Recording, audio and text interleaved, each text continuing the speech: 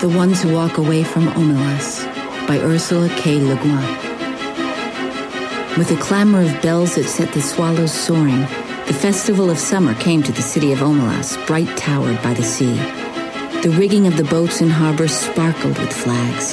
In the streets between houses with red roofs and painted walls, between old moss-grown gardens and under avenues of trees, past great parks and public buildings, processions moved. Some were decorous, old people in long, stiff robes of mauve and gray, grave master workmen, quiet, merry women carrying their babies and chatting as they walked.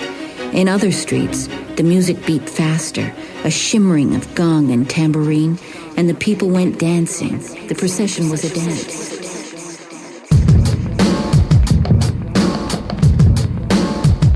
Children dodged in and out, their high calls rising like the swallows crossing flights over the music and the singing. All the processions wound toward the north side of the city, where on the great water meadow called the Green Fields, boys and girls, naked in the bright air with mud-stained feet and ankles and long, lithe arms, exercised their restive horses before the race. The horses wore no gear at all but a halter without bit. Their manes were braided with streamers of silver, gold, and green. They flared their nostrils and pranced and boasted to one another. They were vastly excited, the horse being the only animal who has adopted our ceremonies as his own. Far off to the north and west, the mountains stood up half encircling Omelas on her bay. The air of morning was so clear that the snow still crowning the 18 peaks burned with white gold fire across the miles of sunlit air under the dark blue of the sky. There was just enough wind to make the banners that marked the race course snap and flutter now and then. In the silence of the broad green meadow, one could hear the music winding through the city streets, farther and nearer and ever approaching, a cheerful, faint sweetness of the air that from time to time trembled and gathered together and broke out into the great joyous clanging of the bells. Joyous.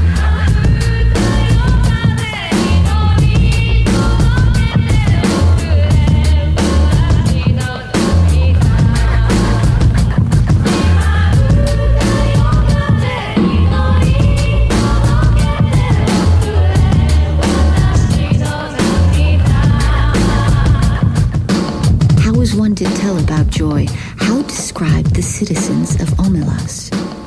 They were not simple folk, you see, though they were happy. But we do not say the words of cheer much anymore. All smiles have become archaic. Given a description such as this, one tends to make certain assumptions. Given a description such as this, one tends to look next for the king, mounted on a splendid stallion and surrounded by his noble knights, or perhaps in a golden litter borne by great-muscled slaves. No, they were not barbarians. I do not know the rules and laws of their society, but I suspect that they were singularly few.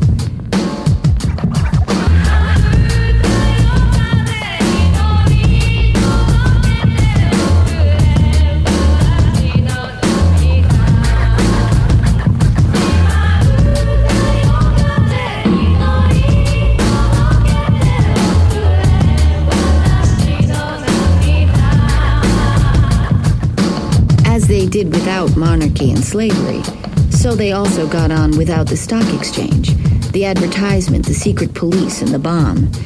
Yet I repeat that these were not simple folk, not dulcet shepherds, noble savages, bland utopians.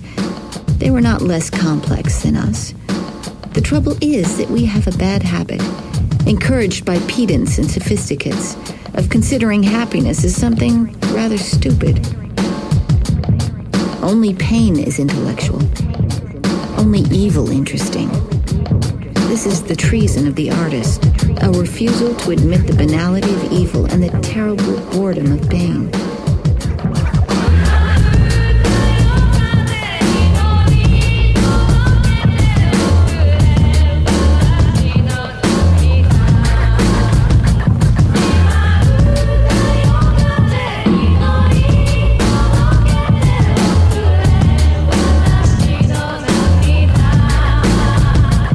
If you can't lick 'em, join 'em.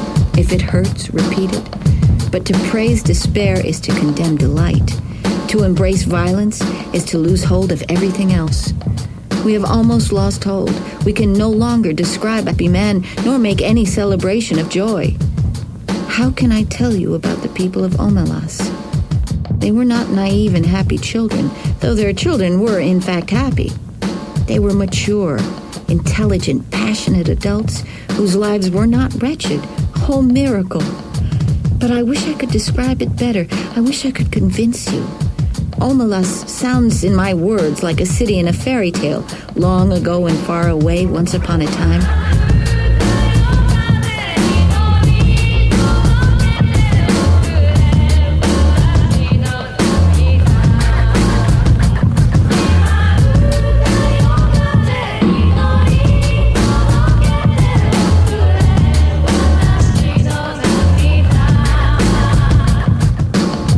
It would be best if you imagined it as your own fancy bits, assuming it will rise to the occasion, for certainly I cannot suit you all. For instance, how about technology? I think there would be no cars or helicopters in and above the streets. This follows from the fact that the people of Omelas are happy people. Happiness is based on a just discrimination of what is necessary, what is neither necessary nor destructive, and what is destructive. In the middle category, however, that of the unnecessary but undestructive, that of comfort, luxury, exuberance, etc., they could perfectly well have central heating, subway trains, washing machines, and all kinds of marvelous devices not yet invented here, floating light sources, fuel-less power, a cure for the common cold. Or they could have none of that. It doesn't matter, as you like it.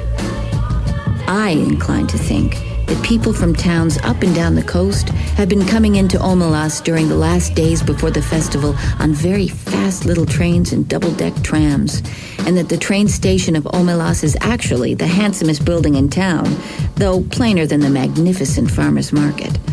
But even granted trains, I fear that Omelas so far strikes some of you as goody-goody. Smiles, bells, parades, horses, blah. If so, please add an orgy. If an orgy would help, don't hesitate. Let us not, however, have temples from which issue beautiful nude priests and priestesses, already half in ecstasy and ready to copulate with any man or woman, lover or stranger, who desires union with the deep godhead of the blood, although that was my first idea.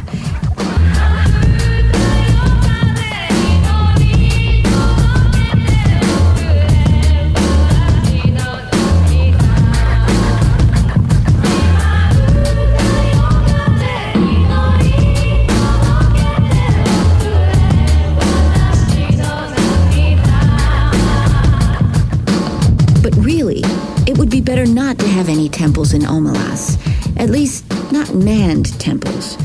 Religion, yes. Clergy, no. Surely the beautiful nudes can just wander about, offering themselves like divine soufflés to the hunger of the needy and the rapture of the flesh. Let them join the processions. Let tambourines be struck above the copulations, and the glory of desire be proclaimed upon the gongs, and, a not unimportant point, let the offspring of these delightful rituals be beloved and looked after by all. One thing I know there is none of in Omelas is guilt.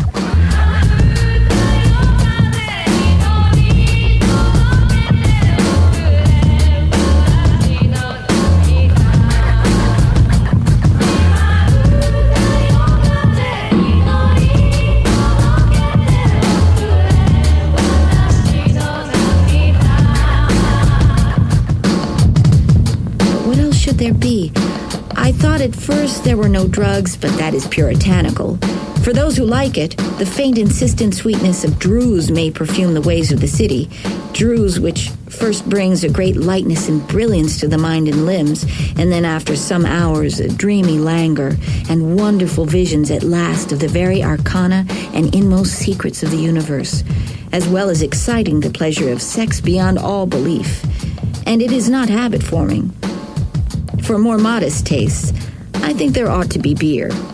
What else? What else belongs in the joyous city? The sense of victory, surely. Celebration of courage. But as we did without clergy, let us do without soldiers. The joy built upon successful slaughter is not the right kind of joy. It will not do. It is fearful and it is trivial. A boundless and generous contentment, a magnanimous triumph felt not against some outer enemy, but in communion with the finest and fairest in the souls of all men everywhere, and the splendor of the world's summer. This is what swells the hearts of the people of Omelas, and the victory they celebrate is that of life. I really don't think many of them need to take Druze. Most of the processions have reached the green fields by now. A marvelous smell of cooking goes forth from the red and blue tents of the provisioners. The faces of small children are amiably sticky. In the benign gray beard of a man, a couple of crumbs of rich pastry are entangled. The youths and girls have mounted their horses and are beginning to group around the starting line of the course. An old woman, small, fat, and laughing, is passing out flowers from a basket, and tall young men wear her flowers in their shining hair. A child of 9 or 10 sits at the edge of the crowd, alone, playing on a wooden flute. People pause to listen, and they smile, but they do not speak to him, for he never ceases playing and never sees them, his dark eyes wholly wrapped in the sweet, thin magic of the tune. He finishes, and slowly lowers his hands holding the wooden flute. As if that little private silence were the signal, all at once a trumpet sounds from the pavilion near the starting line, imperious, melancholy, piercing. The horses rear on their slender legs, and some of them neigh in answer. Sober-faced, the young riders stroke the horses' necks and soothe them, whispering, "Quiet, quiet, there, my beauty, my hope." They begin to form in rank along the starting line. The crowds along the racehorse are like a field of grass and flowers in the wind. The festival of summer has begun.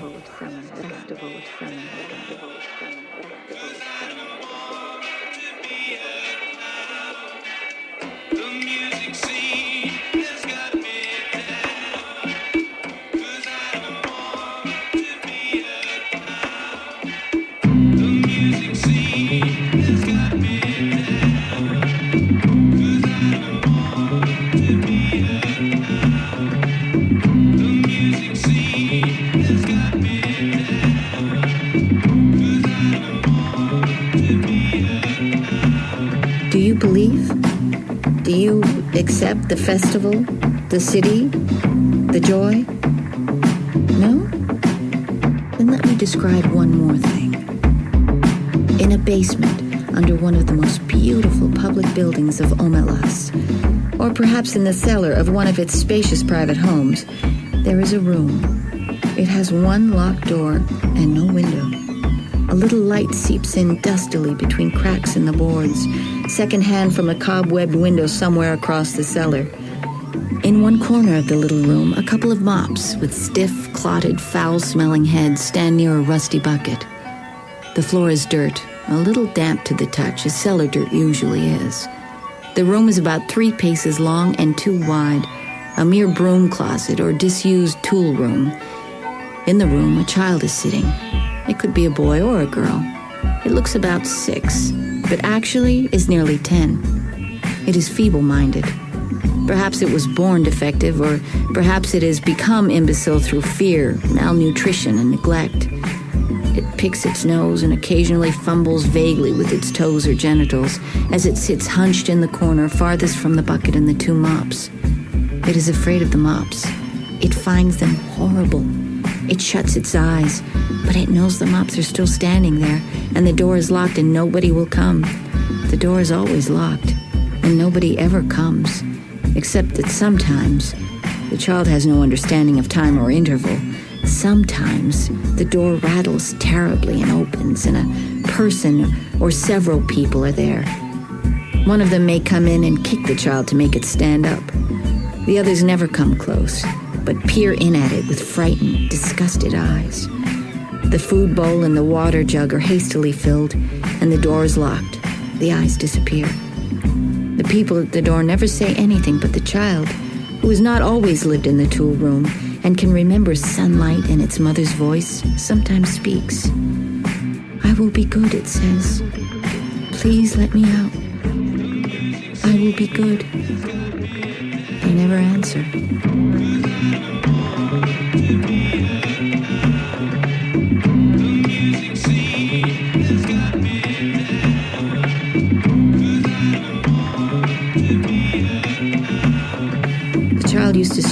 help at night and cry a good deal, but now it only makes a kind of whining, and it speaks less and less often. It is so thin there are no calves to its legs. Its belly protrudes. It lives on a half bowl of cornmeal and grease a day. It is naked. Its buttocks and thighs are a mass of festered sores as it sits in its own excrement continually. They all know it is there, all the people of Omelas. Some of them have come to see it. Others are content merely to know it is there. They all know that it has to be there. Some of them understand why, and some do not. But they all understand that their happiness, the beauty of their city, the tenderness of their friendships, the health of their children, the wisdom of their scholars, the skill of their makers, even the abundance of their harvest and the kindly weathers of their skies depend wholly on this child's abominable misery. This is usually explained to children when they are between 8 and 12, whenever they seem capable of understanding, and most of those who come to see the child are young people, though often enough an adult comes, or comes back to see the child. No matter how well the matter has been explained to them, these young spectators are always shocked and sickened at the sight. They feel disgust, which they had thought themselves superior to.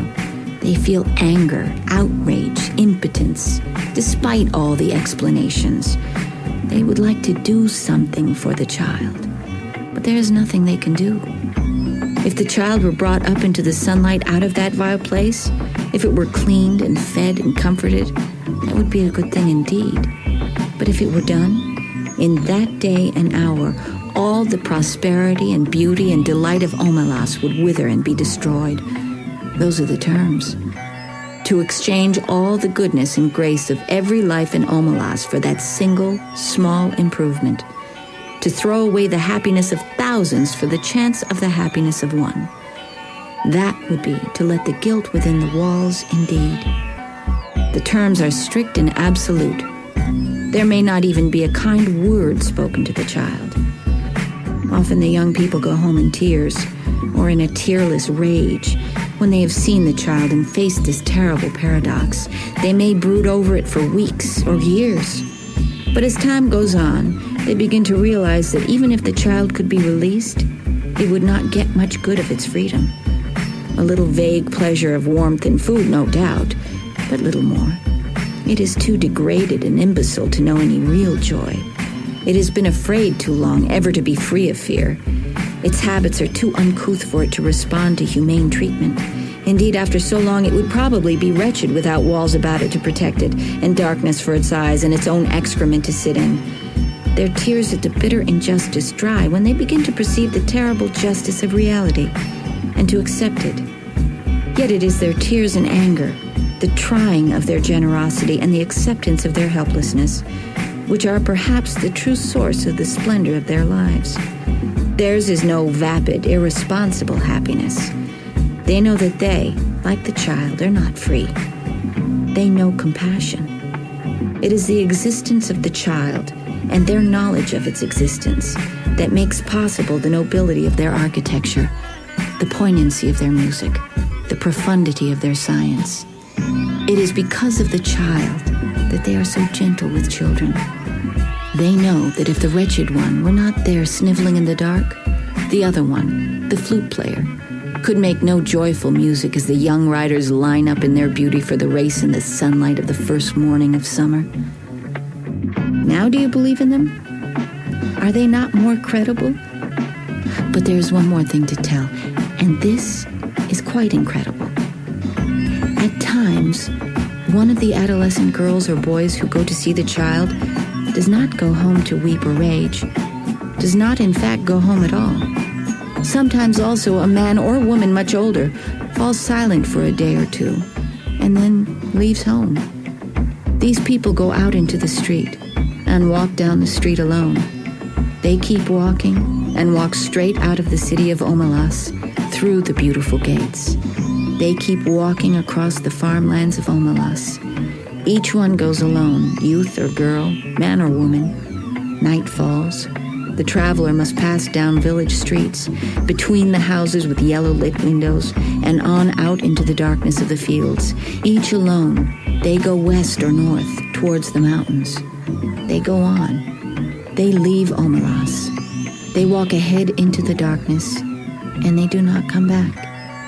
The place they go towards is a place even less imaginable to most of us than the city of happiness. I cannot describe it at all. It is possible that it does not exist. But they seem to know where they are going, the ones who walk away from Omelas.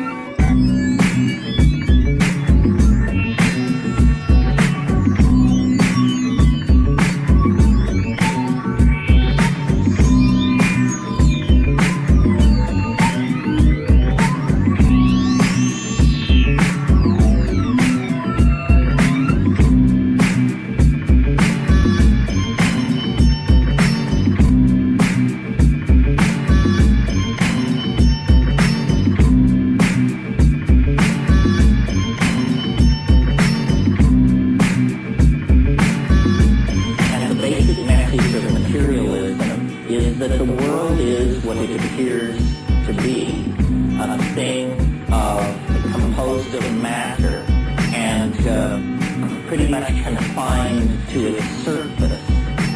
Now, this on the face of it is a tremendously naive position, because what it says is the animal body that you inhabit, the eyes you look through, the fingers you feel through, are somehow the ultimate instruments of metaphysical conjecture, which is highly improbable. It seems to me metaphysical conjecture begins with the logic of the situation and then proceeds in whatever direction that logic will carry you. Well, if logic is true to experience, then we have to make room in any theory for invisible connectedness between people, anticipation of the future that has not yet occurred, shared dreaming, all kinds of possibilities that materialism has denied.